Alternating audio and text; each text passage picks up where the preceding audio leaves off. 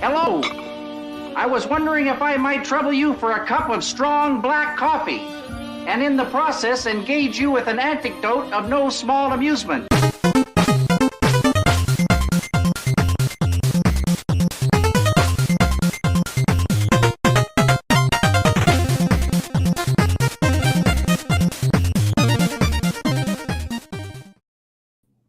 Hello, and welcome to another episode here at Nerdherder. I believe my mic is working this time because I have historically started these streams muted. Like a cubicle jockey in the early days of COVID, aka the Backstreet Boy reunion. Words are difficult, and so is life. And so take a break from that and join us, both of us, fully attentive. Check it out, Spectacle Rock. You're a spectacle rock. Thanks, man. Yes. I'm supposedly here as well. Yes. Boop is enamored, one might say, with a little video game. Yeah. That recently dropped. You may have heard of it. It's called Undertale now. Tears of the Kingdom. Yes. Boop guest spotted on Scotty's Bombad Gaming. Yes. To talk about just that recently. And I only cried for 20 minutes. Hello, Brennen. Also our favorite people, one of them. No. We have quite a few favorite people. It's amazing, really. But thank you for being here. Just a fair warning to the audio listeners, if you haven't caught on yet, the show doesn't actually start in the first few minutes. No, of course not. There's a rambly, no notes intro. Oh man, I forgot my iPad. It's okay. It's fine. It's memories. Yeah, I'll do it on my phone. It's okay. Yeah. Well, you bring that up. Yes. Again, professionals here. So there has been a development. Not only have I just in general, life is constantly developmental. The human experience is changing all the time. You have hopped on with me onto the Dracula train, and we are full steam ahead at this point. Yeah. Yeah, we have been listening to the podcast version of Dracula Daily, Read Dracula, pretty much every morning on the way to work. Every morning there is a entry, obviously, and you've been enjoying it. Yes, I have. Good evening, Michael. Good evening. Welcome. Speaking of Dracula, yeah, I like it.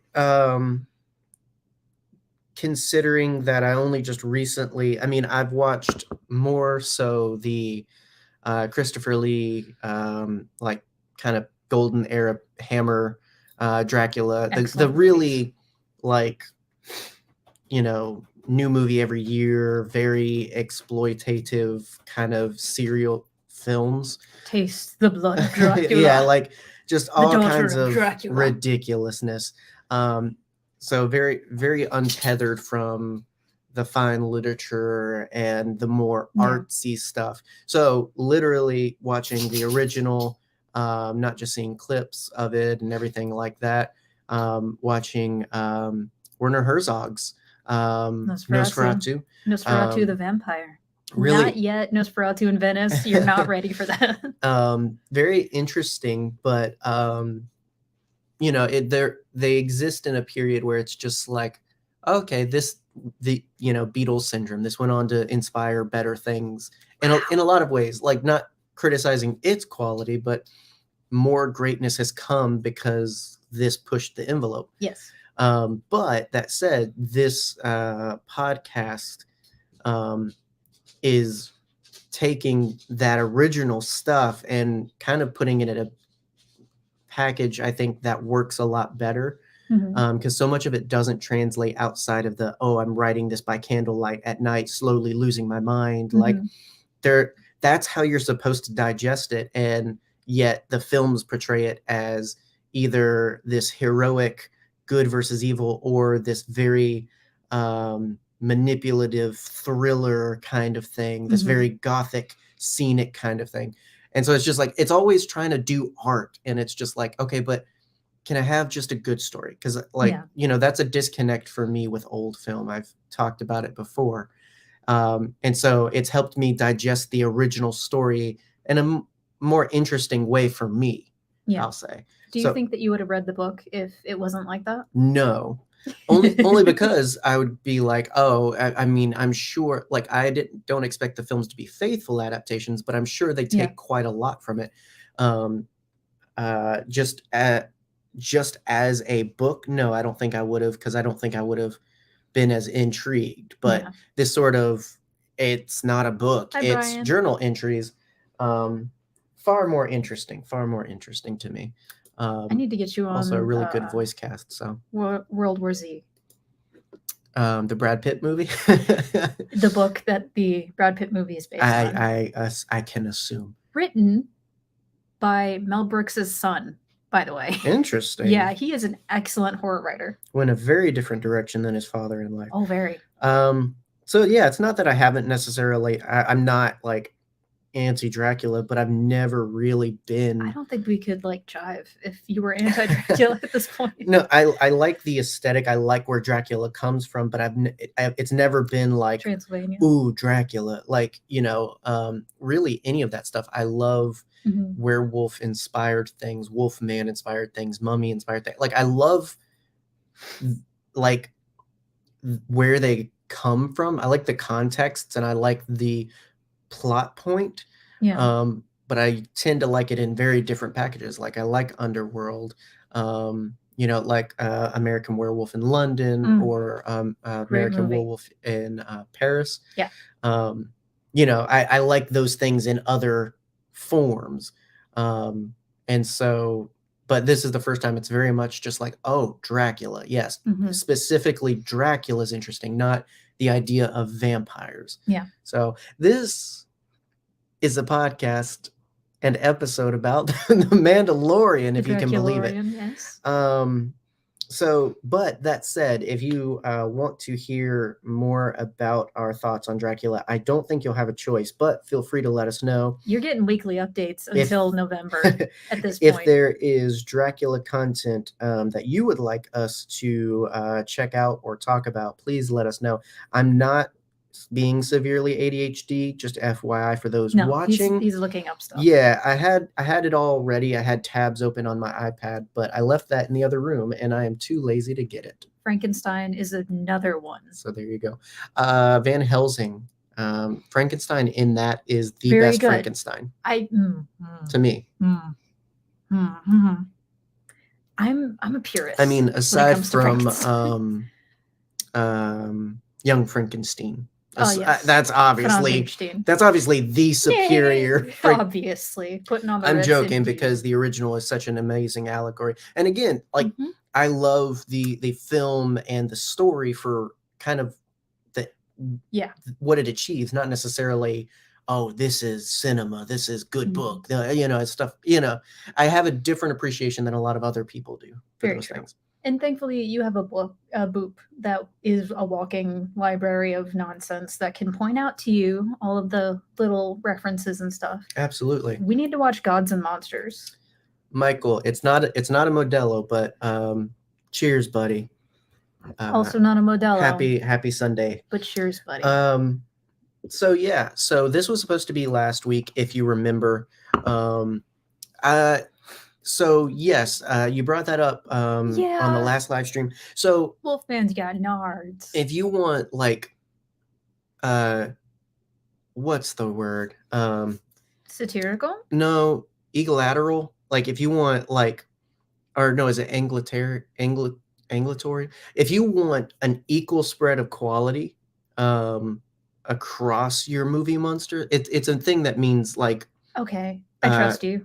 Evenly distributed, like if you want equal quality across the board of your classic movie monsters, Monster Squad is best. Yes, because Monster Squad is just a damn fine movie. Absolutely. So that will always kind of take precedence in a lot of arguments and conversations because it just has all of that to offer. Plus it's comedy and action and horror all in like it's crowd pleasing. You got to think though, I was raised by an old Hollywood Turner Classic Movies mother who showed me all of these movies at a very young age, and so that was what I grew up with.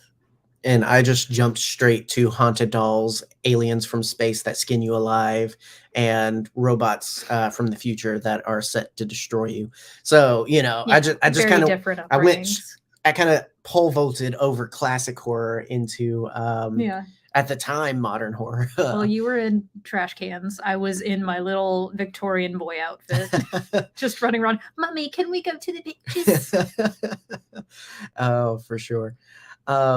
So originally we were gonna be sitting down to talk about the Mandalorian. Not on time, never on time. We never do anything on time. We like to keep you on your toes, but we were supposed to do it last week. But Mother's Day had to stop and celebrate moms. The people who make us who we are, literally and figuratively. And that could be a good thing or a bad thing. Who I have to thank for my introduction to Star Wars as a whole, and horror and all of that, as I just mentioned. But I can only imagine like sitting down and enjoying The Mandalorian with Mom, because I feel like it would be so much her show. Do you have any idea how hard she would cry? Oh gosh, all my gosh, like Baby Yoda, like oh my god. Because my mom is absolutely that one who will never remember all the details, but like if it's cute or if it's badass, that's her personality. And so like, you know, Gremlins, you know, loves Gizmo. Transformers loves Ironhide. Like it's Star the Wars, most bonkers stuff. Well, yeah, only because I don't know why that stuck with her, but her favorite was Mace Windu, Purple Lightsaber, and Samuel L. Jackson. Very true. My mom loved a badass. Like I don't know what else to say. Bad mother. Finish the sentence. Exactly. And so this would be absolute, especially this season would be right up her alley. And so it's crazy the kind of journey we've taken with this. But we're not only going to talk about Mando season 3, because again, our 10-minute intro might deceive you into what the topic of the show is about. But welcome to the ADHD train, baby. It has no brakes. But I feel like we can't, and I feel like it'll kind of come up naturally as we walk through the season. We can't talk about what's kind of like happened in the most recent story without looking back and being like, oh, how far it's come, or it's just like this, or, you know, just the story as a whole, really, because we've done a Mando recap previously. I think too. Yeah, well, yeah, and I think even under the same title, because it's a cheat, and I'm lazy and not creative at all.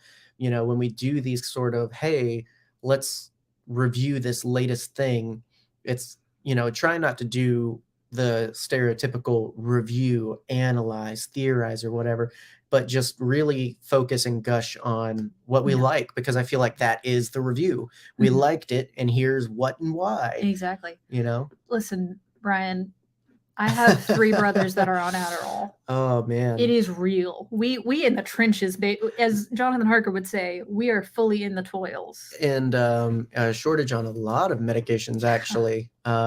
That's really affecting a lot of people, from pain meds, mental health meds, ADHD meds. Like, heard from a lot of people that are being kind of strangled in their day-to-day life because they can't get access to what they need. So that it really sucks sometimes, the world we live in. But, you know, I really don't have like a happy it just twist sucks to right that.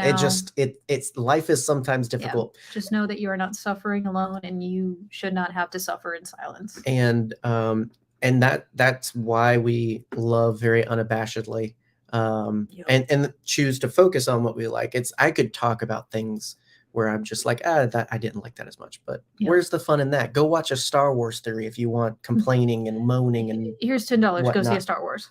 Exactly.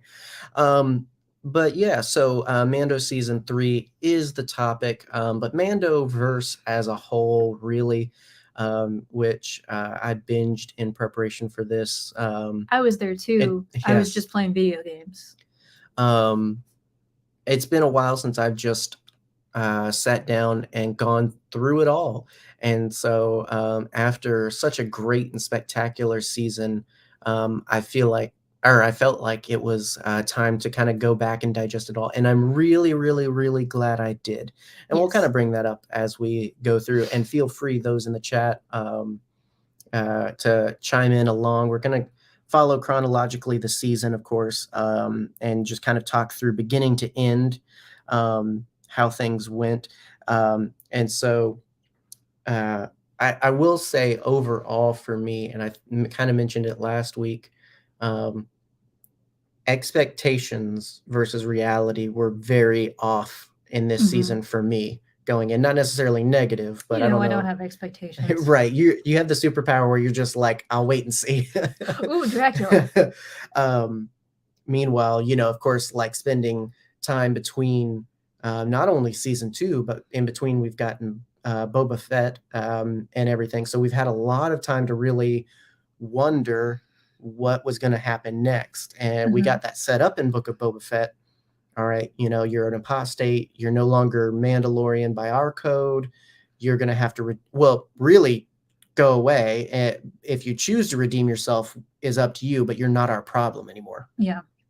So that set up, all right, season 3 is going to be all about, redeeming himself and making himself Mandalorian again. But we get such an epic 2-part start with the first and second episode of this that we solved that whole problem already. That's it. So I talked about that last week, our last episode, where the Mandalorian's been really good at setting up a plot point that you think is going to be the entire Mando personality for 8 episodes and dealing away with it in the first couple. Oh, absolutely. And this one definitely no different. And so we start off with the apostate. I'm going to try to remember to mention what actual chapter they are. I have no idea, man. I stopped counting. I appreciate them chronicling it in a very linear fashion, chapter 1 and so forth. But at the same time, it's also like, oh, season 3, episode 1. Did you mean The Mandalorian season 1, chapter 1? No, I didn't, Google. So it's very confusing for me when I think very laterally. But chapter 17, episode 1 of season 3. Who cares? It's like an anime at this point. Like, how many seasons does One Piece have? Nobody knows. Too many. It's just there. You don't keep track of One Piece. You just sort of live in it. Right. That's how you end up with 1,000 chapters. Yeah. Too long. Send back. Sorry. Your hatred for One Piece is just so prevalent. It's the fans that do it. I'm sorry. Yeah. Like, I'm sure there's other things people can mention where it's just like, I refuse to get into it and I have an opinion about it because of the people that love it. And maybe that's not fair, but it's just, for me, it's a big part of it. It's just like, oh, if I like this thing, that means, I put myself in this group with these people. And I don't want to do that sometimes. So anyway, chapter 17, the apostate. And so, like I said, it really kind of recaps and starts off with what we think, or what me think is going to be the point of going back to Mandalore. Although everything we hear about Mandalore is that it's dead and decrepit. Yeah. She done got shelled. It's glassed. Yeah. Don't worry about it. Straight up haloed that planet, which I really appreciated that, because, I mean, they use like similar sci-fi technology. And so it's just like, no, it wouldn't just like be ash and burned down and dead. Like, it would be straight up and uninhabitable, except that's not entirely true, because just like in Halo, the planet Reach that is glassed turns out to still be habitable. Is that what that's from? Glassing the planet? Yeah. Okay. Yeah. I'm surprised that I remember that. Yeah, like, I mean, because of the natural sediment in most planets, I mean, obviously we don't know, because, we only know our planet really. But yeah, like plasma, high heat, you turn those sediments into glass effectively. Fancy. And so see, I think of it as in the Adventure Zone with the Phoenix Fire Gauntlet. Yeah. So each their own. Two very different nerd interpretations, equally as nerdy, though. Right. And so it should be a season-long journey to bathe in the living waters, as they say. Listen, man. Okay. Listen. Okay, I'm listening. Side quests. They're important. Oh, for sure. You know where I'm supposed to be right now? I'm supposed to be in the Rito Village right now. You can do it anytime you want. You can do it anytime. You're gonna replay that game so many times. You've got so many Rito villages to habitat. I've got thousands of hours logged into Breath of the Wild. So, so thank you, Tears of the Kingdom, for the new hyperfixation. Thank you. But yeah, like I don't know. I guess it's just like the way I'm used to being set up with comics and shows and everything. Mm-hmm. This is the point, and it's the point for a while. But it turns out that, and I don't know if this is allegorical for the whole season, but it turns out that, you know, redeeming himself as a Mandalorian really was just kind of the surface level plot. There was so much more ahead of him, and that was planned for him as a character. Mm-hmm. And so while we're so focused like him on, oh, this is the point, all this other stuff is kind of hiding behind it. Mm-hmm.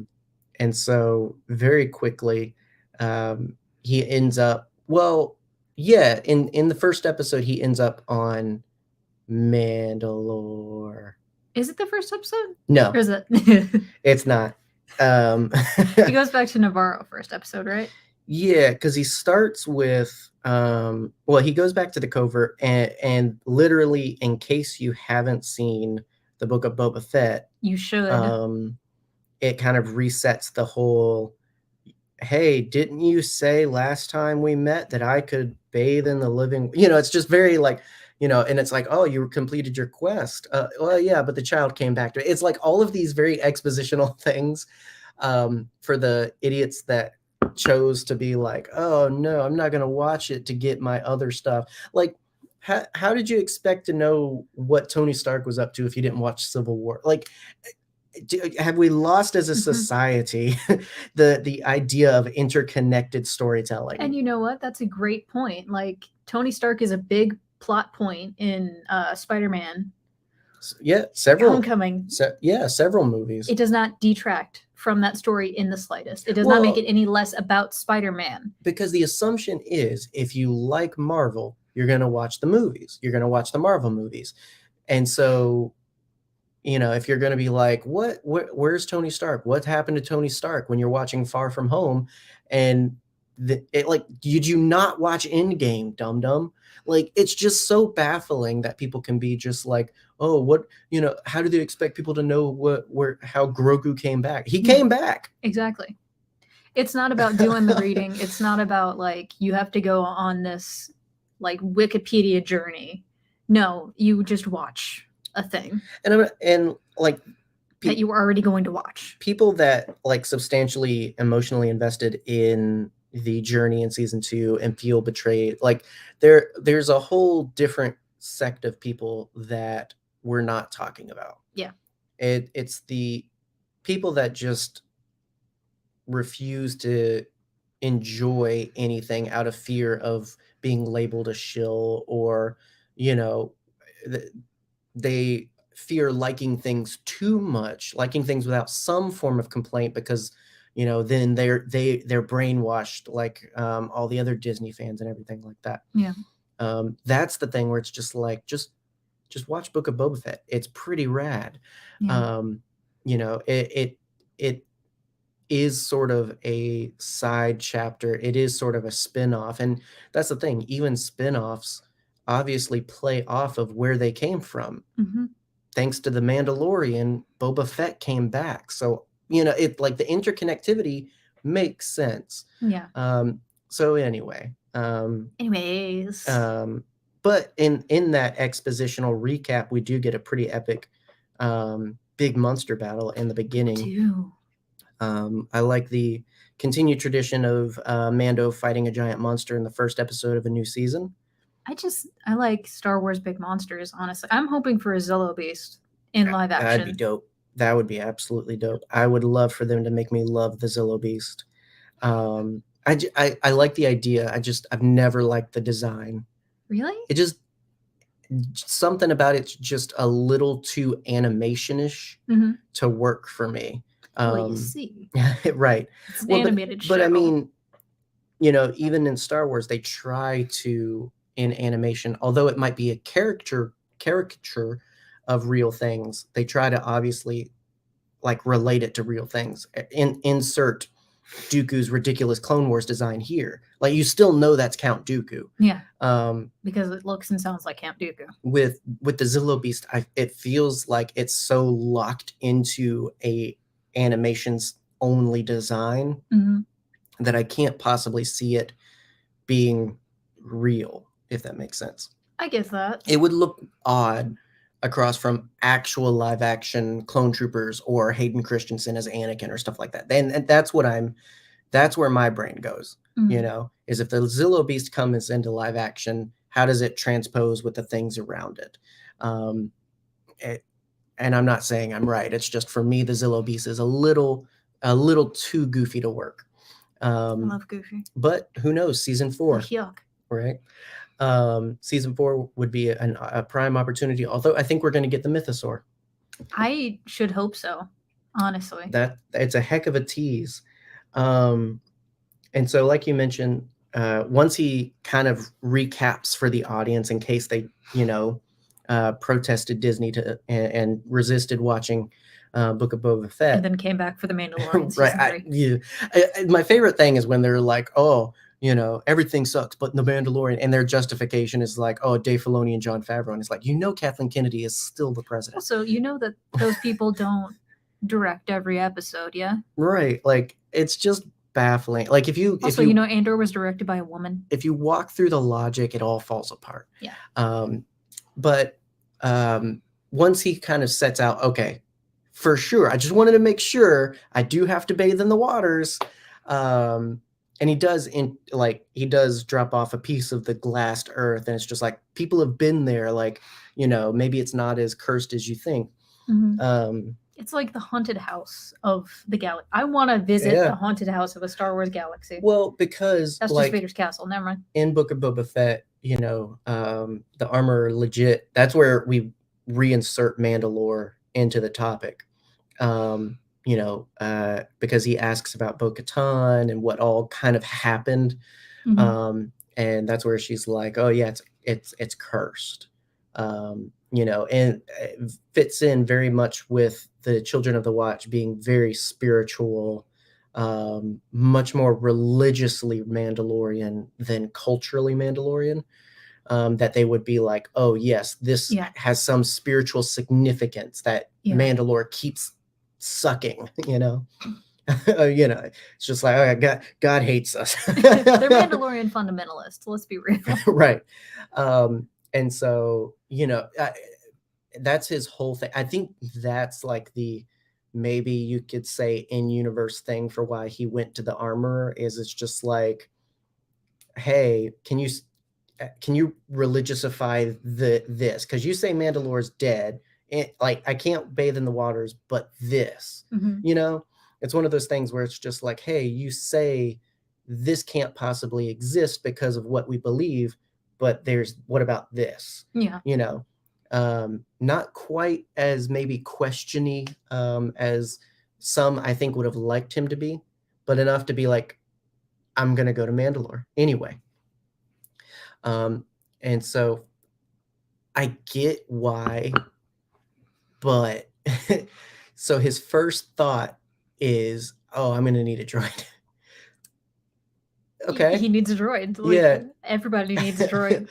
I need a droid. And so, he goes back to Navarro to try and get IG-11, who is magically in more pieces than when we last saw him. And I was so happy. Right. Well, they dangled it, and I was really worried because of the fake out of him coming back and his base programming and everything. I was like, don't hurt him. Don't hurt the baby. You know, like we still can save him. We have the technology. I'm pretty sure that this was around the filming of Our Flag Means Death season 2. Could very well if have been. If that explains why Taika Waititi wasn't there. Or it's just because Taika Waititi's a busy man and doesn't need to be everywhere. He's busy writing his own Star Wars, in fact. He is the busiest man on the planet. He is in so much stuff. It's insane. Thank you. I'm not too weird because Brian agrees with me. Yeah, it's just there's a couple of things about it. Like on the topic of kaiju, obviously Zillow is inspired off of Godzilla. More inspired by Zillow than Godzilla. Fair enough. But one would argue all kaiju movies are kind of the same. I'd argue. Yeah. But for instance, classic Gamera, classic King Ghidorah, certain designs where it's just like introduced way back when, epic. Can you give me a hearty Desastroya, please? Desastroya! Thank you. And Desastroya is a good example where it's just like, dude looks metal AF compared to like classic Showa designs of Godzilla monsters. It's just like, oh, look, he's got little whiskers. And then they've got this one where it's just like, oh, he's the amalgamation of death and everything. And it's just like, just in case you were wondering, I was not pointing at God. I'm looking up at the Godzilla shelf that's up there. Godzilla rests above us as always. Put that on a t-shirt. Give me a help. Oh my gosh. I don't have a leather glove to rub on a cello. I'm sorry. Right. Leather glove. I thought you said rubber. I'm sorry. No. Why would I say rubber? I don't know. I know it's a leather glove. Well, there you go. Okay. But anyway, certain designs, like if you're trying to portray a scary monster versus a like monster beat 'em up movie, like you're gonna design a little differently. You're gonna design them a little more realistically, a little harder angles and everything like that. Zillow Beast is right up there with Super Sentai monsters, not necessarily with kaiju monsters. And both are perfectly valid. I mean, I love Godzuki, but he would not work in live action. Like, he was made for animation, man. But all gods with a Z are valid. But yes.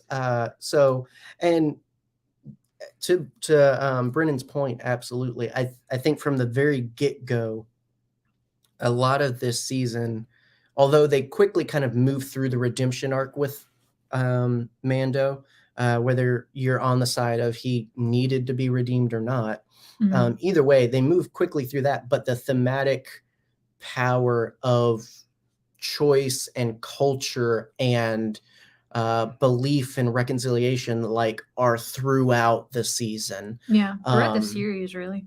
Yeah. Oh, for sure. I think it's very heavy here, but you can see it all throughout. And that's part of why I'm very glad to have binged it. And I really recommend it to anybody, because all of the things that feel good at any given point are so much stronger when you're going through the whole experience together. It's just, I mean, it obviously gets harder and harder, much like with the Star Wars saga as a whole.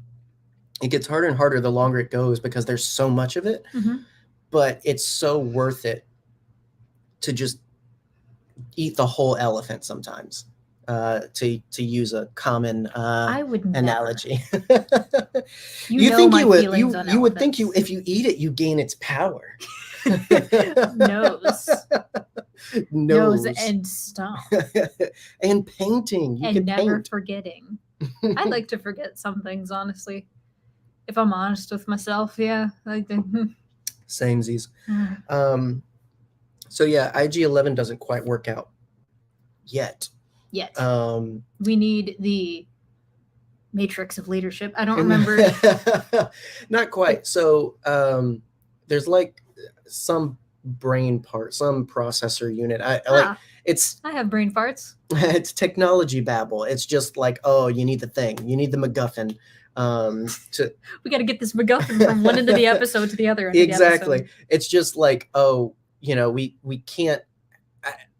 you know, the problem of if they had IG-11 fully functional, it would be a lot easier. Yeah, certain things would be a lot easier, but at the same time, he would be more in danger because he would insert himself into the fray and everything. And so it gets harder and harder to explain how he keeps surviving, you know, without a scratch or altogether. He's not Beskar. Like, he's really not as good as having just more Mandalorians. And that, so they remove him from the equation pretty quickly, but don't close the book on it.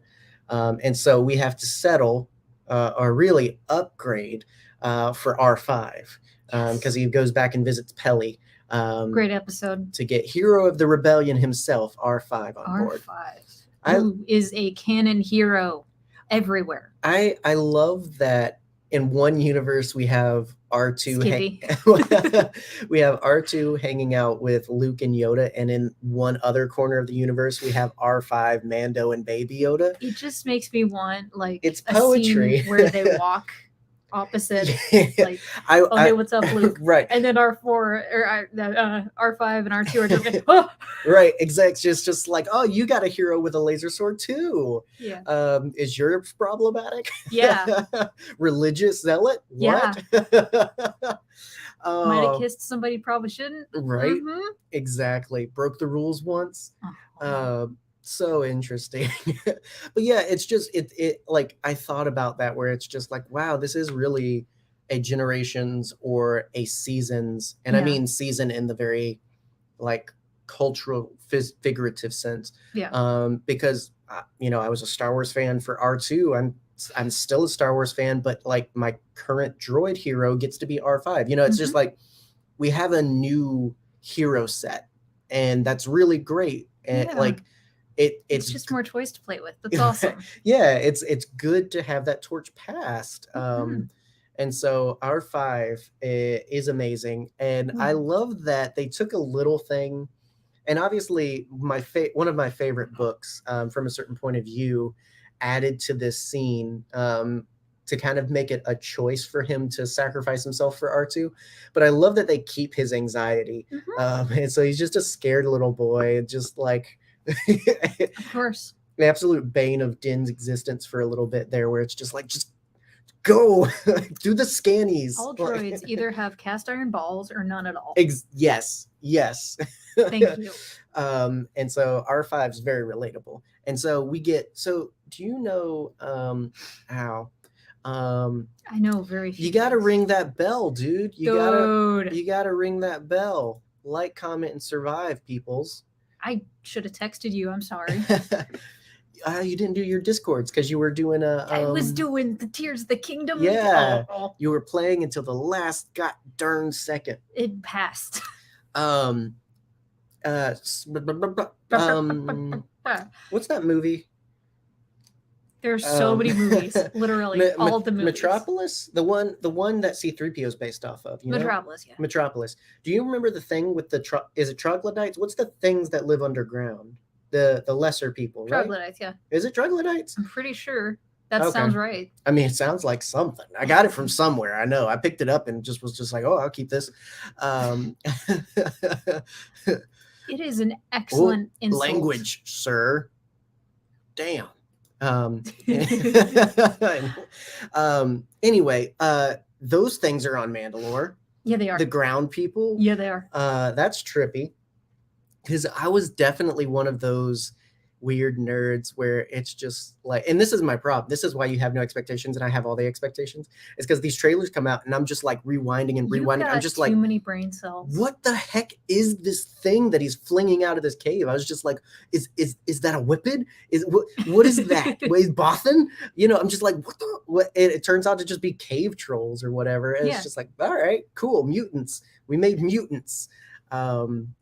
Anyway, so it is. Yes, I just pick up words and string them in sentences at whim to make myself sound smart. So anyway, to kind of fast forward, because we're just severely ADD in this venture. My son don't have ADD. Really, we're into chapter 18 already. Chapter 18 is the Mines of Mandalore. He escapes from Navarro in an amazing sequence with the pirates, Gorian Shard's pirates. I'm sorry, you mean Gorian Shard, the lettuce man? Yes. Pizza the Hut. Yeah. Make it vegetarian. Fuzzy little man peach that he is. What are you doing in the waters? Captain Old Greg. You want to go to a club where people weigh on each other? Fresh off of drinking whiskey from a boot. Nope. Bailey's. Bailey's is whiskey, right? No. Okay, well, it's a cream. I just drink it. I don't read the bottle. What is this, serpentine? This is how you get the content, guys. This is content. It's something. And I love that Trogs has been left on here. It's accurate. Hashtag Trogs. Yes, shout out to Paige Turner's Brennen's podcast here. We're going to be making a guest appearance finally again here soon. It was long promised. We took a break and, just noped out of life for a little bit. But this is barely as close as you can get without getting your eyes wet. So, yeah. Call this one Old Greg. Check out Brennen's podcast. Do that. Call this one Old Greg. This is barely... Sorry. You showed me that, Justin. You should just know. Right. Own it. And so chapter 18 is where we pick up R5, head to Mandalore. Yes. And where Din gets himself captured by one of the coolest droids. And I'm not trying to bypass. So Gorian Shard, I'm sorry. Excellent pirate. Love it. So the Corsair is an amazing ship. Not only does it have the cylinders and the rump bump like I love, but it has the thing where it goes from flat to vertical, like peak design of a starship. And it's got those like classic like B-2 bomber like ball turrets on the side. I'm just like, wow. Oh my God, you just I love it. From your forehead. It's a superpower. It's amazing. Yeah, I freaking love that. Peak starship, star cruiser, frigate design has to involve flatties and roundies. If you've got those in your design, absolutely. That sounds like a Dr. Seuss book about racism. The problem is Dr. Seuss would be on the wrong side of racism, unfortunately. I've read his books. So there you go. Sorry, kids. Sorry. The new check out Reading Rainbow instead. Some banned books should be banned. Yeah. It's not banned. It They're taken out of production, and that's fine. I mean, it is what it is. So I don't believe Sneeches. We gotta watch out for those sneeches. It's good that you mentioned Davy Jones though, because ILM did the visual effects for that in Pirates of the Caribbean. Absolutely amazing what you can do with a digital character. 100%. One of my favorite behind the scenes photos of all time is just Bill Nighy standing in a bucket. Yeah, in pajamas, essentially. It's the best. But like I love, so speaking of like the Zillow Beast, where it's just like, oh, this design, it's like it works in this medium and this medium only. Like I am so impressed that they were able to make a very classic, like, it was a Muppet. hand mouth puppet really like work, like not like background character in the cantina, but like actually, performing several lines. And I know it was touched up and everything, but it's just like they had so much to work with there. Mm-hmm. I love that we can have both ends of it. I love that we can have fully digital, like mapped over an actor characters. And I love that we can have absolutely like classically built, armature characters as well. The Anzellans. Seeing those just interacting with the world around them. This season really perfected all of that. Yeah. So like whereas budget constraints created the like unique way they handled IG-11 and his acting and design and everything like that. Here they're able to do so much. So they're able to still do those neat little things, but they're also able to do big epic things like when Mando is dogfighting the snub fighters in the asteroids and everything. Like, you're able to get practical, goofy lettuce faces, and also able to get giant, desert island crocodile monsters. Like, yes, love that. It's and giant birds. It's everything in there, and it's what I do agree with a lot of people. I wish the prequels were more of, and I think that's why it wasn't as palatable to a lot of people, because it was such a push in a different direction. Mm-hmm. We went from all miniatures and the classic effects to all digital and new effects. Mm-hmm. Back in my day, Yoda was a puppet. Right. And they tried to Puppet Yoda. Puppet Yoda is the superior Yoda, and I specifically mean the Phantom Menace. Yeah. Suck eggs. He does look a little bit weird, though. Suck eggs. He looks amazing. Anyway. Brennen. Sorry. That's hilarious. What? Mandalore the Wheeled? Yeah. I love that. Oh my gosh. What's your Mandalore name? This is what's happening in the chat while I'm genuflecting about like digital and practical effects. Oh, mine's Mandalore the Mild. I'm Mandalore I'm Mandalore Acula. I hope they bring that back. I hope they bring back the, like, not just Mandalore, like not just King blah blah blah, but like Mandalore the blah blah blah. That's like the title. Yeah. Sorry, I can't not. I want them to just actually crown Bo-Katan as Mandalore. I want her to be Duchess Mandalore. Duchess of Mandalore. No, I don't know. I feel like we talk about it so much. Crown. They've mentioned it. They've name dropped it. Like, give someone the title. Like, commit. Because it's just like, Duchess Satine, absolutely. But the politics of that Mandalore versus the Mandalore that is the purveying culture, I don't think it works completely. Bo-Katan, the Mandalore, Duchess of whatever, Duchess Kryze, Deacon Doctor. I want her Reverend, to have 8 names like a Skyrim Bishop the Third. Jersey Dawn. I love it.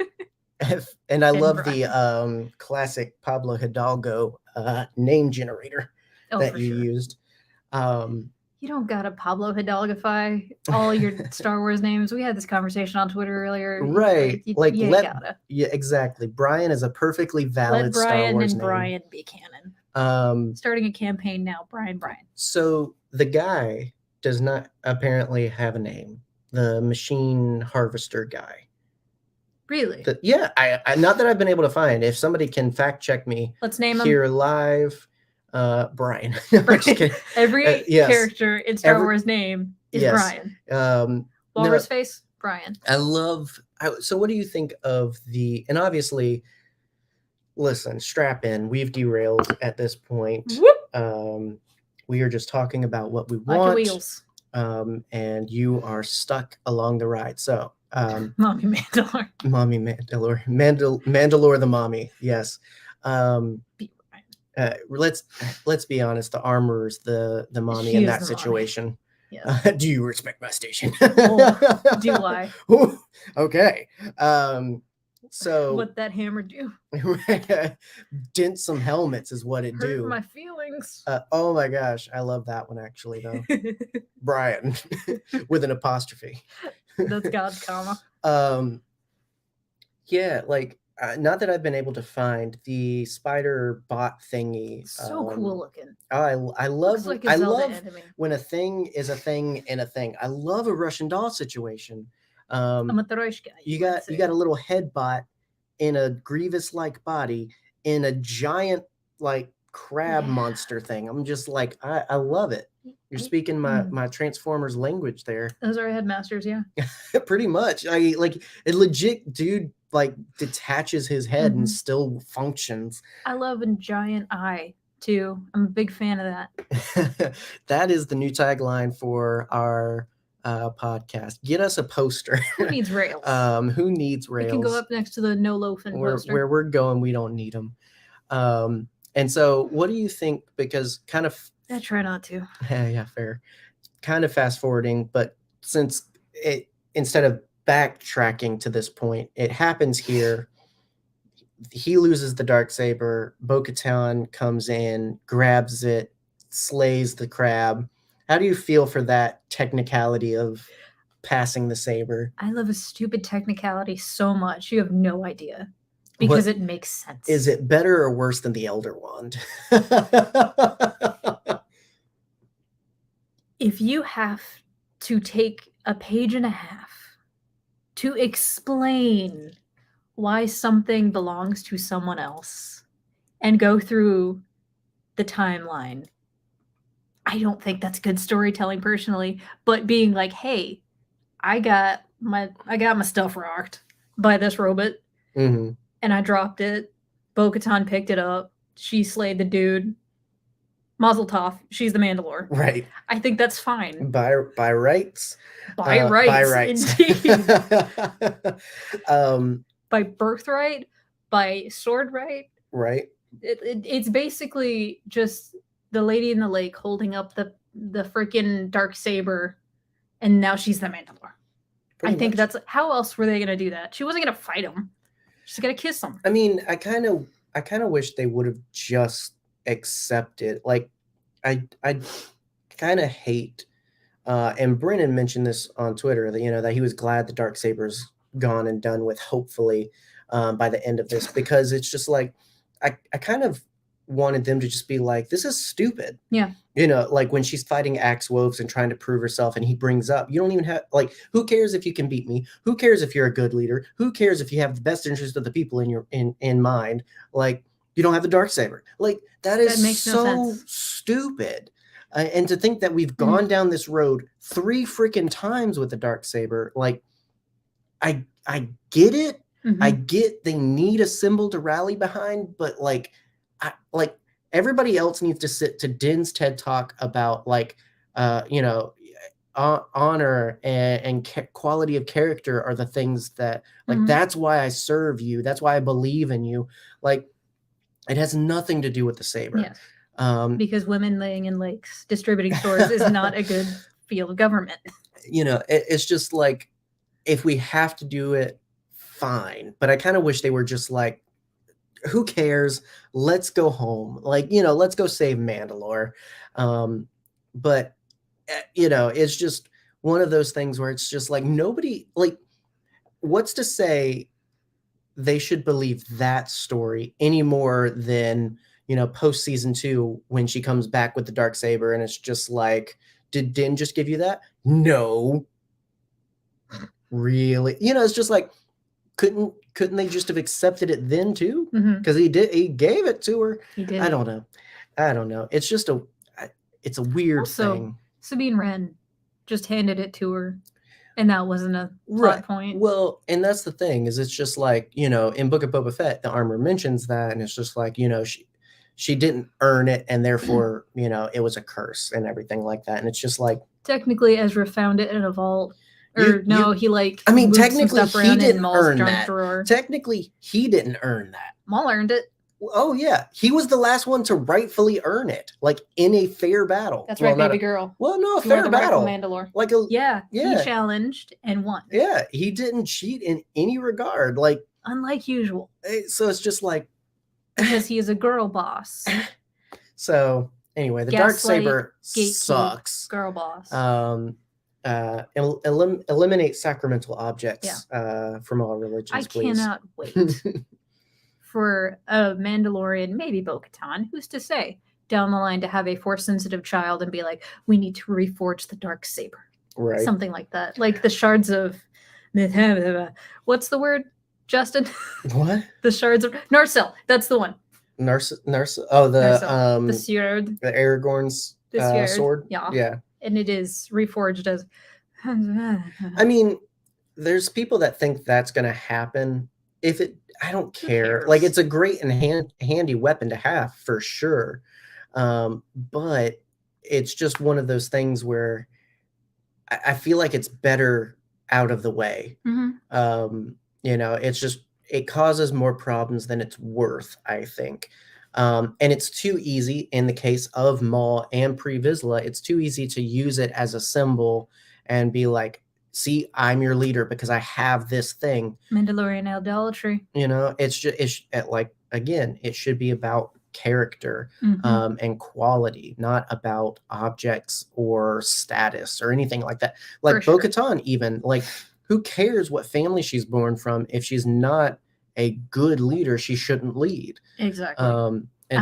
Pre Vizsla was a Vizsla.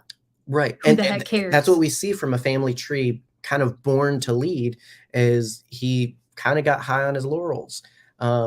This season proved that Bo-Katan wasn't the ruler because of her family, because of the Darksaber, but she legit just was the best leader.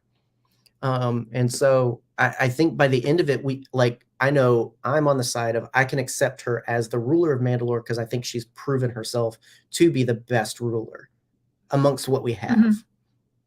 I don't have the mental capacity to understand what Brian is saying right now.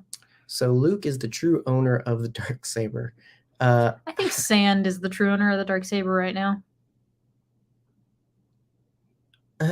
No. So we don't know.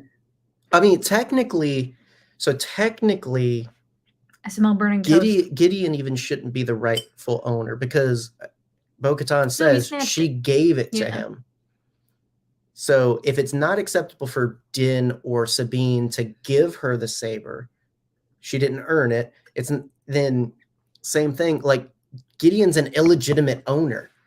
He's a usurper. Therefore, the last legitimate owner is still Maul. Ezra took it, gave it to Sabine.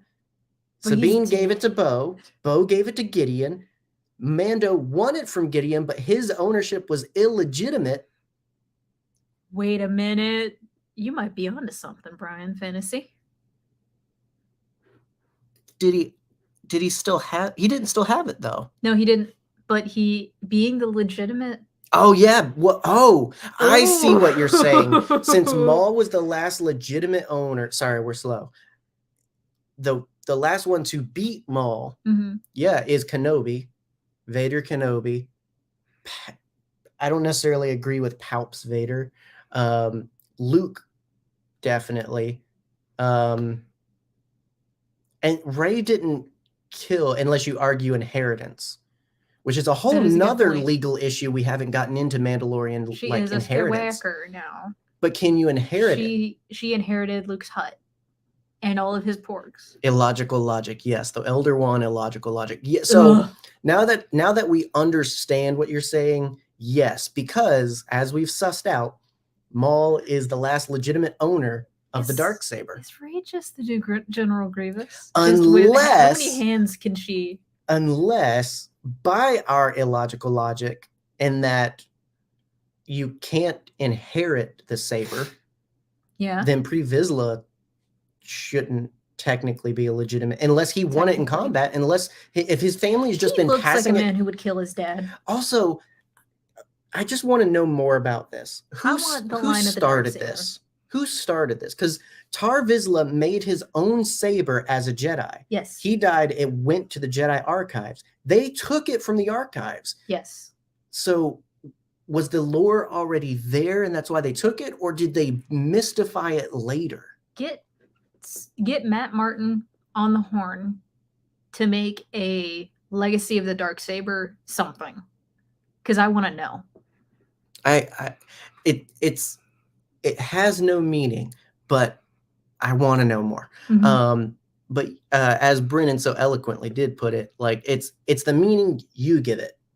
Yeah. And so no future but what we make. Right.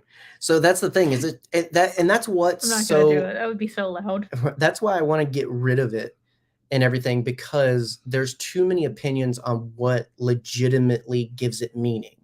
Right? Is it passing it down in family generations? Is it winning in combat? Is it like, because it's such a divisive thing, I feel like the Mandalorian culture and religion, if you want to describe it as that, is better without it. It's like non-sacramental churches that just altogether were just like, hey, baptism is too divisive. It's too misunderstood. It's too exploitable and manipulative. We're doing away with it. We're kind of doing our religious salvation and redemption differently, because I think if you realize this good thing has spoiled and spoils others, all of its goodness is done away with. Yeah. And you should replace it or just altogether deconstruct your faith, to use the lingo of the kids. So anyway, that insane side quest of a Darksaber conversation there. We don't have the time or the brain cells to unpack all of that, Brian. Oh my gosh. I don't think we can explain what the Shroud of Turin is in under 30 minutes. The Holy Grail is a perfect example.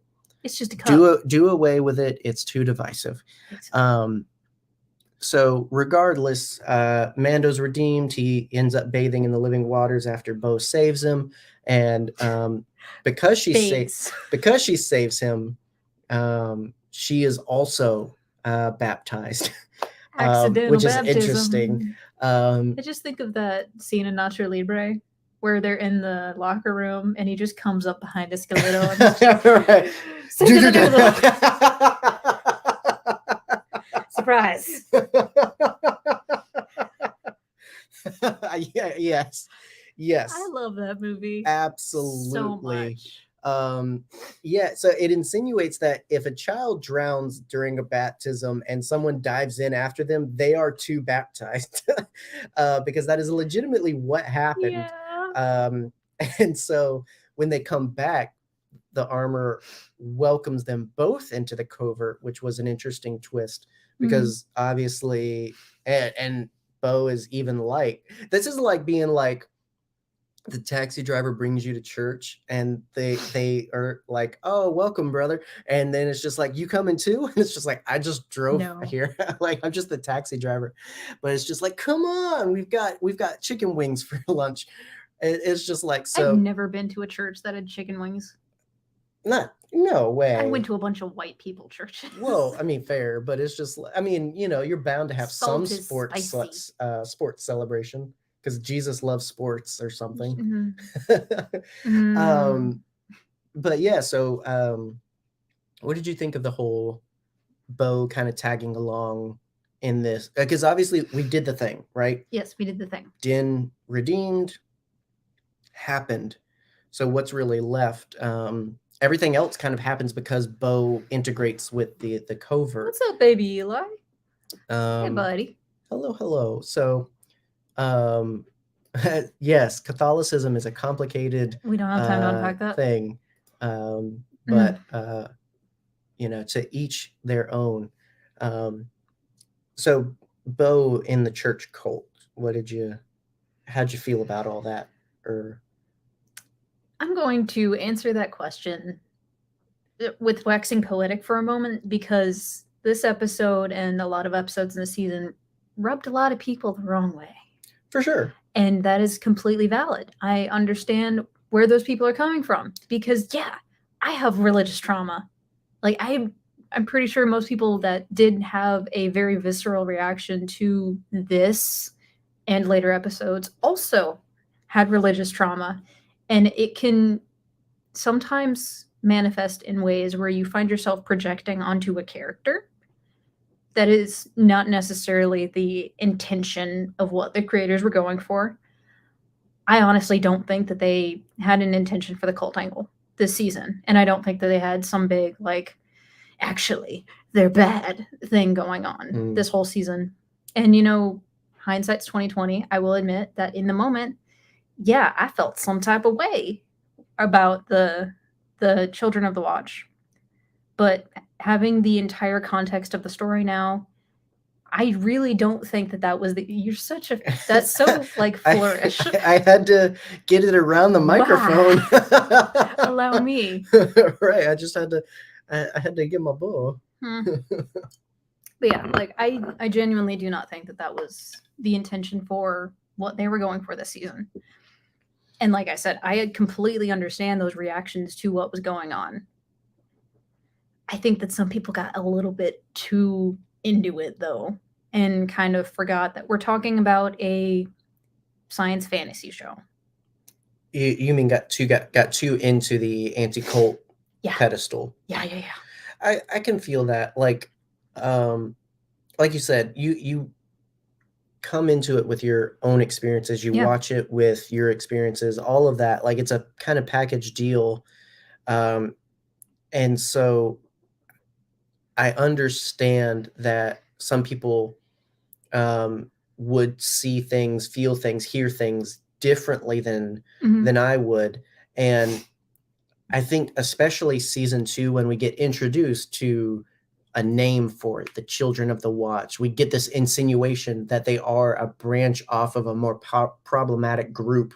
Because we know who Death Watch is. Right. We get all these things kind of handed to us, and it's just like, oh, so that's what they are, and we accept that is what they are. Or it's like, oh, this recontextualizes everything. And it's just like, it doesn't though, because you got to figure when it's being introduced from Bo's point of view. Yeah, she literally name drops them as a cult. Yeah, who's very anti that. She has a reason to be, because they're a branch off of her former employer's terrorist organization. Yeah.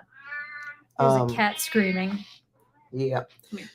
So, but again, I think though, and where I would encourage binge watching, like when you watch it through and through, they don't really do anything bad. No. Like, you know, it is one of those things where, like, yes, it's a very specific in culture and way of life and everything like that. But it's not like, I mean, it's not like they're out there picketing other people's beliefs. It's not like they keep to themselves. Now, mostly. There is a, hey, well, you're not Mandalorian if you don't do it our way. That there's something to argue there for sure. But by and large, they are about protecting their way of life. Yeah. Other than arguing they force him to wear a mask. They teach celibacy, maybe. Like there's all these things. You can make bad things, but they're never presented or never show harm being done by them. And so it's just like, is it a cult in the Star Wars context? Probably. Yeah. It's as much a cult as I think the Jedi Order was in its prime. I don't necessarily think we should like take pitchforks and torches to it though. So it's a lot like a conversation we were having based off of a podcast earlier this week, where it's talking about, like, is it a scam if it's not bad? Yeah, I am of the belief that scams are inherently harmful. Like if it is a scam, it is going to take advantage of people. And that's what the word cult would insinuate, is that it has to be, it ends in Flavor Aid. It ends in suicide pacts. It ends in bad. Yeah. But like, she has something to say. If it's just a system of beliefs, a private group of people doing a choice, like it sounds like I'm saying I'm pro cult. I'm not, because in real life, most cults are bad because a lot of people are bad. Yeah. But I'm saying in this context, can we label it as a cult and just go about our business? I think so. Like, it's just one way of doing life that they're choosing. Yeah. As long as you're not hurting anybody. And I think when we're seeing active progress being made, where the two Mandalorian sects come together and kind of unite in a way, like, that's good. Like, should we be mad because it's just like, oh no, they're hanging out with each other? Like, I don't know. I can't get mad about that. I don't know. Let's turn to some comments. Yes, a very different kind of Bebe, but our Bebe nonetheless. Piglet has joined the show. I had some friends of mine that insisted that the show had to take a stand against religion and cults. I definitely think that's more than why they intend what they blah, blah. I think that's more than what they intended with the show. Yeah, I don't think it is taking a grounded stance one way or the other. I don't think much like me right now. Like, let me clearly say, I am not pro cult. I am not pro religion. I'm not saying there's any one way. I don't think that Lucasfilm was either. I don't think they were like, let's insert this woke message in there. I think they were just portraying a group of people with a particular lifestyle, and leading them on a journey that actually broadens the scope of that lifestyle. Again, we end the season with the 2 Mandalorian groups coming together. Mm-hmm. That's hella progress. Like, that's incredible. And so, and Bo-Katan and the armor kissing. Right. If that can happen, then is it really all that bad? No. And that was from Brennen, by the way. Eli, adding on to John's point, that's me. A lot of us are convinced that the Children of the Watch were a cult because Bo-Katan, the completely unbiased Mandalorian leader who has never made a mistake, told us. Fair enough. And she was a very angry person season 2 as well. Very true. Like, she's very, very different in season 3. Like, that was one thing that stuck with me, like, rewatching, is that she was kind of hurting in season 2 when Mando first comes. She wants to take back Mandalore out of pride and almost this I'm owed it kind of thing, not for the right reason, not for the people. Yeah. She wants it for her. She comes a long way where, again, here, she's like, hey, maybe these Children of the Watch aren't so bad. Hey, maybe there's more than one way to be a Mandalorian. I think we have to keep in mind the narrator. Yeah. Like, we always assume, oh, the narrator said it, so it's true. It's their truth. I'm saying a lot of words. You are saying a lot of words. I want you to go down to Brian's. Do you want to talk? Go down to Brian's thing. Okay. Yeah, but now they're back on Mandalore. They can take their helmets off and do dirty acts now that they can go to. Here's the thing, Brian. Oh. I have a friend who's raised Catholic. And she has so many stories that always end in, and then I went to confessional. Mm-hmm. And honestly, good for her. Right. We all do stuff different. Well, and like here, like Brennen mentioned, like, again, we've made cult a criticism. We've made, instead of a cult being a definition of something, we've made it a bad thing. And so when we call any religion or organization a cult, we're thereby invalidating it. Yeah. When in reality, if it's not doing any harm, it's just some institution. Yeah.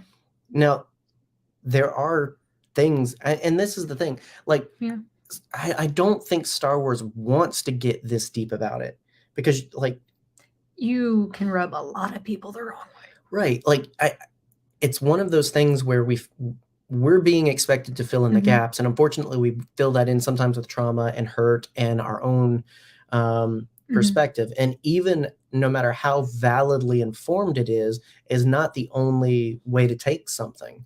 Very true. You know, like, just because I feel it or take it a certain way doesn't mean that anyone that views it different is wrong. And in fact, maybe that's the whole point of all of this, is it's just that just because we walk different ways does not mean any one is more right or wrong than the other. By Catan. And so anyway, there you go. The thing about Catholicism, little story from Catholic school, boop. This was a long time ago.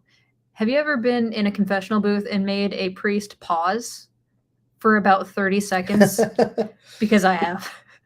I was a kid that asked a lot of questions and told a lot of stories. But that's not what we're talking about right now.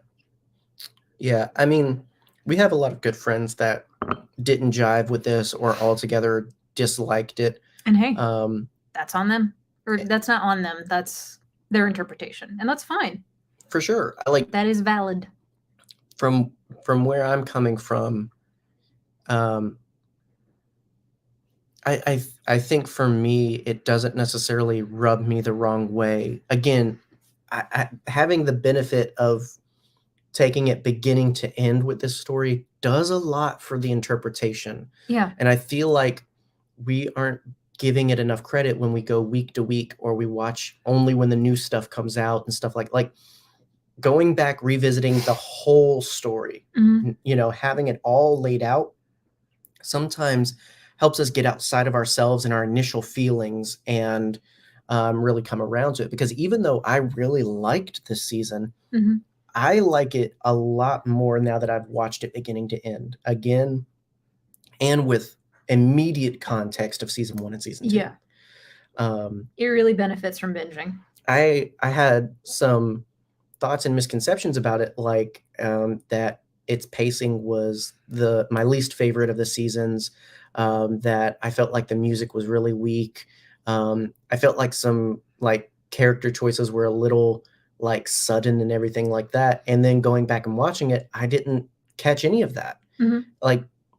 Again, it's almost like this whole week to week, this filling in the gaps with whatever I want and think and feel immediately isn't good for my viewing experience. And this time I was able to kind of refresh my view of not only this season, but the whole Mandalorian seasons put together, where it's just like, oh, wow.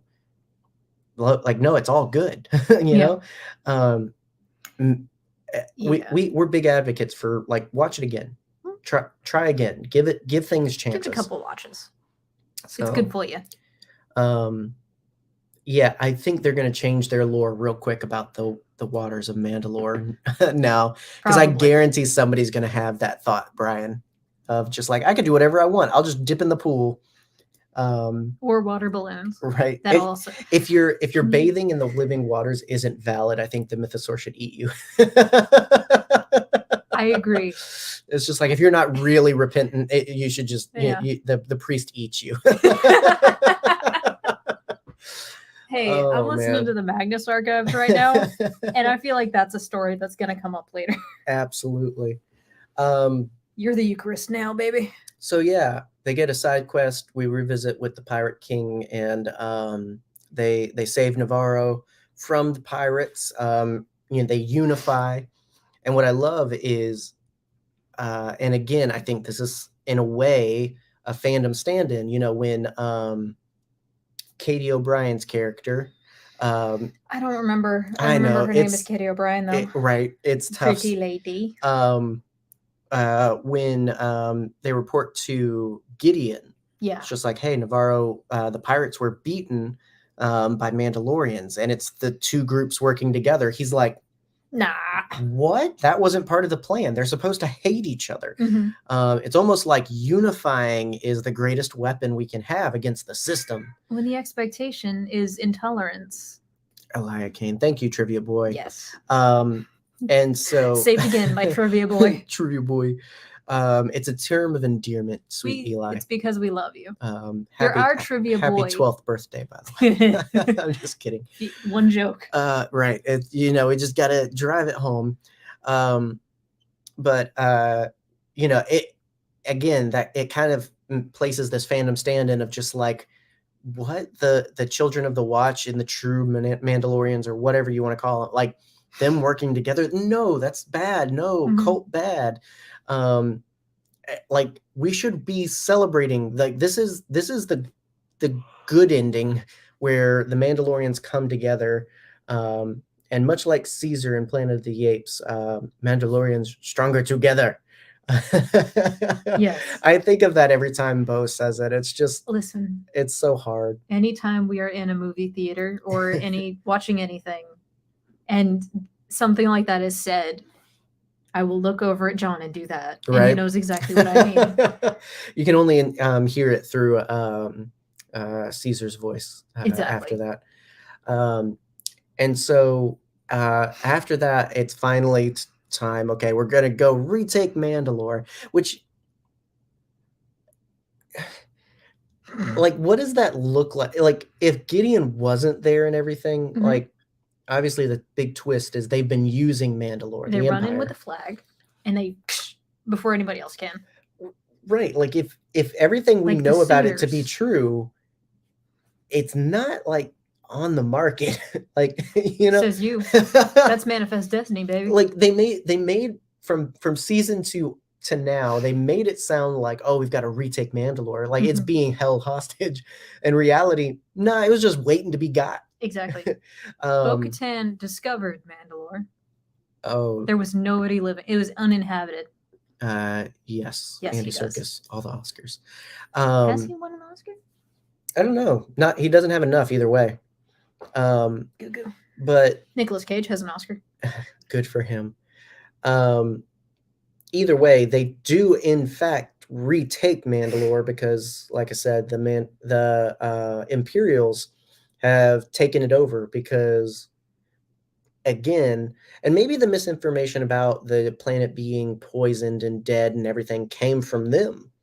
Maybe they sowed the mistrust so that the Mandalorians would stay away, and it gave them a secret base of operations, a place for the Shadow Council to kind of do their bidding. He's never won an Oscar. It's a shame.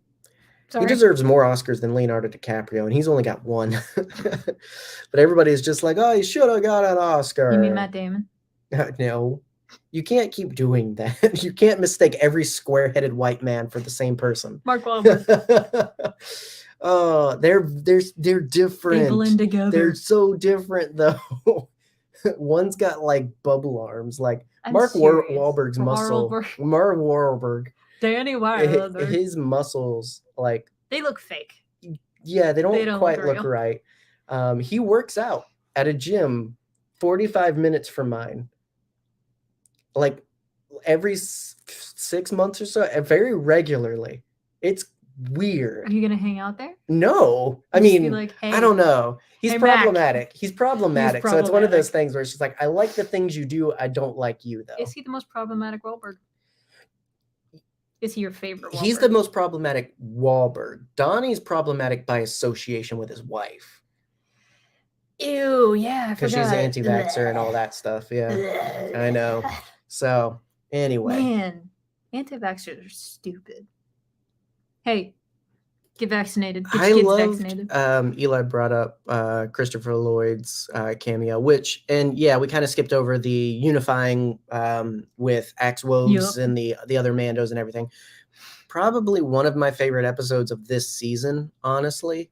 But yeah, Christopher Lloyd being a Dooku stan. I loved that he got name dropped. I love, like, that's so crazy in modern Star Wars. Boomer take. Oh, for sure.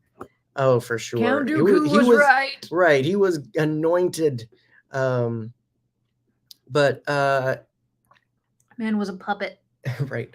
But yeah, so what better place to hide than the place that the people you are basing your entire personality on won't ever go. Yeah. And so this season, Gideon went full cultural appropriation. His Mandalorian culture is not your prom dress. Right. Right. Like he went full on, like, I've got the suit, I've got the planet. That makes me I want the Mandalore. Sword. Right. Like it's just so. If he was not played by Giancarlo Esposito, that's some cracker ass politics. All right. Right. It is interesting. I think the thing is because he brings such a gravitas to it, and even though sometimes it's very fanboy and like it's the kinds of things we would bully someone for. I'm doing a takeover like Emperor Palpatine. Right. Watch me go. But he's so believable at it. Like you almost are like, okay, you know, he is like Vegeta screaming, "I am the hype," and fully believing it. Well, yeah, in the Dragon Ball abridged lore, yes. He's not Vegeta in no, regular Dragon Ball. No. It's one of those things where it's like, you know, when he puts the Shadow Council kind of in their place, and he kind of has all of his manipulators going at once. He's always working a scheme. He really is taking advantage of the power vacuum and just happens to be doing a better job than anybody at it. He's got more clones. Which I'm kind of sad didn't like. I was fine if it was going to be a we never figured it out thing, but like he got there and it kind of just never mind. I don't think that was all of his clones. He would never put all of his eggs in one. He is not that stupid. I feel like I am inclined to agree with you, but I also don't know if I want to deal with Gideon anymore. Fair. Like, I think of all Star Wars villains at this point as the Palpatine wannabes. Yeah. Palpatine B. Fan club. Yeah.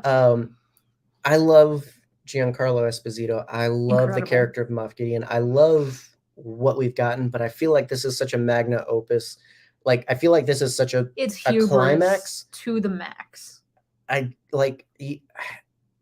think bringing him back or doing it again just won't be as satisfying. I'd like a property where Giancarlo Esposito plays a villain and doesn't die, honestly, because he was so good as Gus in Breaking Bad, and then he got exploded. Well, again, it's the thing of just like, which he kind of got exploded here too. Yeah. It's just getting exploded. To bring a character back, you got to do it right. Yeah. And I feel like we've brought Gideon back right already. And he had all his cards on the table and he lost. I feel like there's nothing else to do. Like, I'm as conflicted with it because I'm also like, I don't know who then would be a big bad for Mando, but certainly not Gorian Shard. No, he's been etouffee. But I don't know. I feel like they can't keep using Gideon. It can't constantly be Gideon. Like Frieza can't keep coming back. There's other villains. Like, can we get new and interesting things, please? But now he's gold. But now he's a cyborg. Right. It's I'm going to do the thing my enemy does and do it better. Like whatever. To backtrack to that episode, I loved Jack Black and Lizzo. Oh my God, they were so good. So good. Like I said, I think that's one of the best episodes because it just has so much of everything. It's funny, it's interesting, it's kind of a mystery thriller mixed in with just a bunch of Star Wars-ness to it. Like it's just so fun and such a buffet of things. You can just very enjoyable. You could get a Snaggletooth. Right. So yeah, we get quite an epic finale with this. And as much as I gotta praise like the space battles, the dogfights, and everything like that, the Mando on Stormtrooper or Beskar Trooper or whatever we want to call them, the jetpack battle was just as amazing. Eli, you Thrawn simp. No. He's already in Ahsoka. I mean, I feel like they were teeing that up though. Oh, for sure. They name dropped Thrawn here. That's the second time in Mando, and obviously we know Thrawn is happening. Quick, what's his full name? Mothra.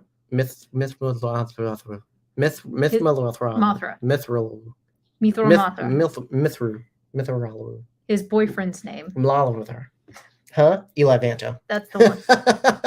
That one's easy. I should read the books. They're all right. They're books. I like Thrawn much more in Rebels. I'm a bigger fan of Thrawn in shows than in books. Sorry, it's always been that way. What I want is the Thrawn be coming out of a room on the fact that you can destroyer. Spell that Eli. Jeez. Nerd. But that's how you get the wins. That's how you get to be a tribute boy. Right. I want him to come out of a door in a Star Destroyer with Eli Vanto in like a baby papoose. Right. So we end out with the Mandalorians retaking Mandalore. They've got it back. They achieved it. And on top of that, the Mandalorians won and the Mandalorian won. He gets his retirement home on Navarro. Like, is this the first happy ending in Star Wars? Like that, could this be? I'm hiding behind my microphone so I don't make a joke. I feel like it is. Like, I mean, you could say we don't know what happened on the Falcon. You could say the Ewok celebration. You could say the celebration after Exegol. I actually say yub nub. But the story keeps going. Yeah. And so it's just like, but if we don't get any more Mando, That's a good ending. It's just a happy ending. Exactly. He can eat as many frogs as he wants. Right. Like maybe it's okay if it's done. Yeah. I don't know. I'm a big fan of closure, personally, and I think it is okay for things to end. Yeah. And I feel like Star Wars properties have some pretty good endings. I feel like that was a good ending. Yeah, I feel like it doesn't get much better. And again, I don't know what the big bad would be. I don't know what the thing to bring him out of retirement would be. Like, I don't know. I just feel like what we got is so good. Dog. I don't know how it could be followed up. But that said, I'm talking about the company and property that has constantly followed up impossible things. Yeah. And done it in many ways that I really, really enjoy. So I don't believe it's out of their power, but it's just I'm definitely I have no idea. I have no idea what could possibly be the end. But again, all right, they have a happy ending in A New Hope, and then Luke gets his hand cut off, Han ends up in carbonite, and Vader loses his like it's a happy ending until the next thing. Yeah. That's what I like. This could be the end, and I think it would be very happy and good. And Ahsoka picks up the torch and goes forward from here. I don't know. If things that have been announced are to be believed, like all of this is supposedly going to culminate in a movie. I don't know how the crossover and all the sandboxness of it is going to work. I don't know, but like for the first time with Mando and with some Star Wars stuff, I'm kind of left with no wants or expectations. Especially again, and I hate to keep mentioning it, but it's worth it. It's only like, I think in total 10 hours. Yeah. Binge watch it. It's so satisfying to see where it ends from where it began. And season 3 as a whole is so full circle for the characters. We get so many fun callbacks to lines. We get so many mirrors of IG-11 in the beginning versus the end, and like we get so much of a progress report that it's just like, yeah, I think that's graduation. I think that's it. I think that's it. I there's no next grade. I don't know. I'm not going to be unhappy if we get more. I just don't know what I want, which is strange. Like what I do know I want is Book of Boba Fett season 2. Yeah. I think so.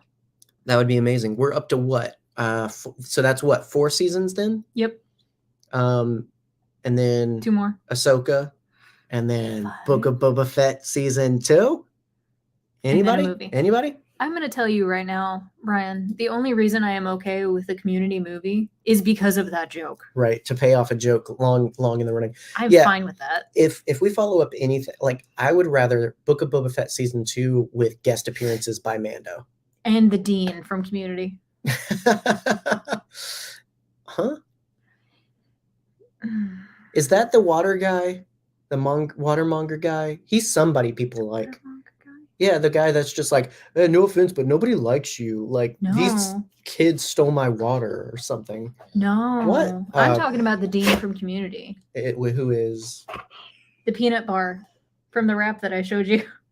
I don't know what you're talking about. Oh, we got some. I really have not digested Community outside of memes. Community and me just randomly stimming Troy All right. Rabbit in the morning. I love. Sorry, that wasn't flourish. There was a hair. I love. You were jingling keys. The Resistance broadcast. Okay, but if they can do it, we can do it. Okay, so right now, we're committing. We're Brian and Brian canon. No. Well, but make season 2 of Book of Boba Fett happen. That too. So that we can make Brian and Brian canon. Like, yes, and all of it. Brian and Brian, Boba Fett season 2, Solo 2. All of it can happen and should happen. Give me a solo series. That'll count. Man, if they had gone that route, if they had started with that, we would be so happy. Like, part of me is glad we didn't start with a legacy character. We got a fresh slate with the Mando and everything. Mm-hmm. But all right, we've perfected the art. Let's go back. We did it for Kenobi. Okay, we're doing it for Ahsoka. Okay, we're doing it for Jude Law. Okay, just Jude Law, not a actual character. Star Wars character, Jude Law. The young Pope, Jude Law. Let Jude Law and Ethan Hawke from that one movie. Which movie? He's been in a lot of movies. Gattaca. The one where you can only go through if you've got perfect genes, and so Eugenics, Jude the Law, movie. Basically, yeah. Jude Law gives him his blood. But what about what's that vampire movie that Ethan Hawke was in? It was really good. I don't know what you're talking about. Really? Oh, I need to show you some movies. Interesting. What were we talking about? Is that the sexy Dracula? Dracula Untold? No, that is not the sexy Dracula. And if we're talking about sexy Dracula, we're talking about Dracula 2000s, which you have already watched. Fair enough. What is his name? Luke somebody. Luke Evans? Yes. Discount Orlando Bloom? Yes. Sexy. Or upgraded Orlando Bloom? He is a sexy Dracula. He's not the sexy Dracula, though. Every Dracula is sexy in their own way. Inherently. It's a jacuzzi hot tub situation. What are we talking about? Oh, that's right. Office Space. Oh, the guy. That's right. The guy with the bottle cap glasses. Yes. Okay. Everything's a reference, man. We always get there eventually. But seriously, Book of Boba Fett season 2. Oh yeah, that. It'd be awesome to mention that. Really cool if you did. I want a Boba Omega interaction. If it doesn't happen in the final season 3 of Bad Batch, I'm gonna be upset. Who do you think's gonna bust her, Tech, and Crosshair out of the place? I can't. You know what? I'm there for. See, that's the thing. It's just if you insert ideas on Bad Batch, Boba Fett, all of this, I'm so there. It's just none. The barrel is empty for Mando, and I'm okay with it. It's amazing how good this little capsule's been. You're just upside down in the barrel chewing on the last pickle. Right. I'm licking the barrel, getting splinters on my tongue just to get that last little bit of whiskey out of it. I'm just sucking on a log over here. Barrels are charred before they're filled. Oh, See, I'm sharing fun facts, and you're just making great jokes. I'm sorry. Shut up. Tech is not dead, Eli. Shut up. I do wonder for our audio listeners after the fact what this must seem like. I don't care. I bet it is as off the rails as it seems. Dawn can ask in person. Book of Boba Fett 2 with Brian, and Brian. Yes. It's like the Chris Evans thing. It's like the Chris's. Brian in the morning. It's so amazing. The 5 Chris's, the 5 Brians. Finally, I have them all connected together. Right. The Infinity Brians. This is the reality Brian right here. We've got reality Brian here. We've got Space Brian, Half Moth. We've got horny Brian. We've got Power Brian. Power Brian. We have Power Brian. And then their dear love Soul Brian. Yes. And then we need a Mind Brian. We don't have any smart Brians yet. When we find one. When we find one, we'll let you know, and you will know. There will be signs. You will know. We're not going to say it out loud. But you will know. When half of your Doritos turn into dust, you will know. Oh goodness. Well, I don't think it can get more devolved than it already has. So I think we lived up to. Thanks for talking about Dracula again. I think we lived up to the topic. Safe to say we love The Mandalorian. Safe to say. Really love season 3. Everything we love Brian. They've done, all the progress they've made. Again, I can't advocate enough for binge watching all 3 seasons. And if not an addition to the Book of Boba Fett, even just the last 3 episodes of the Book of Boba Fett that involve the Mandalorian. Although watch Book of Boba Fett, it's so good. All of it's great. Now, if what just for This is a lizard. What I really debated, if I didn't just want to be able to like literally press next episode, like if I have the time and attention to the next time I binge watch it, I've already decided I'm going to do it hyper chronological, where like, so before Boba Fett comes back, I'm going to watch the Book of Boba Fett episodes where he's like coming out of the Sarlacc and hanging with the Tuskens and everything. You're creating your own machete order? I am machete ordering this literally. Also, the machete order is not a good way to watch Star Wars. No, this is the only machete order that works. Okay? This is the only one. This is the only one, and it's literally blessed by Danny Trejo. Okay? Literally. Just so throw some taco sauce on it. If you want to join that watch party, join our Discord for that. That's not a bad speaking idea. of, do that. So you can stay up to date, get all the extra combos as well, all the other updates. My Dracula memes? Yes. All that exists in one place, and there. it's called Discord. Oh, I had a good one earlier.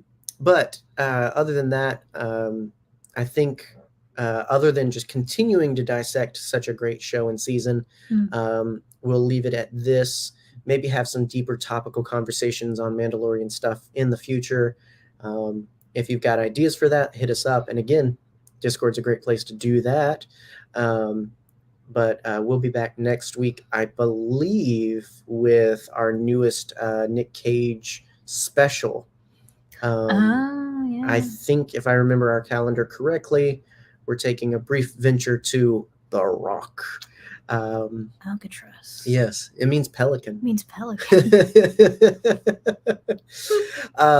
And so prepare for that madness. We'll also have a commentary up for patrons. So if you want to support the show and also get access to other things you didn't ask for and of interesting quality, you're paying for it. There you go. You can check out our Discord or support us through Anchor. It'd be much appreciated. It makes the show happen. So and at the end of the day, just make sure you're subscribed for all the future stuff. You can pick and choose what you want, because we talk about everything we love. Everything. I mean, everything. Sometimes so far, in one episode, sometimes in their own little corners of the show. But nonetheless, you can definitely pick and choose what you want to check out. We have done an episode about Dracula. We have, and we have more to come. We've already kind of decided. So, yeah, I already put it on the calendar, baby. Yes. Yeah. So look forward to Halo Nerd season coming very soon. But for now, it's still Hot Boy Summer. So be back next week. Yeah, be back next week for that and for more madness. Get you in a crop top. No, nobody wants to see that. I want to see it. Nobody wants to see I disagree. That. But yeah, so in the meantime, and until the next madness, remember to stay scruffy. Lizard fashion. Wait a minute. You know, this is, excuse me, a damn fine cup of coffee.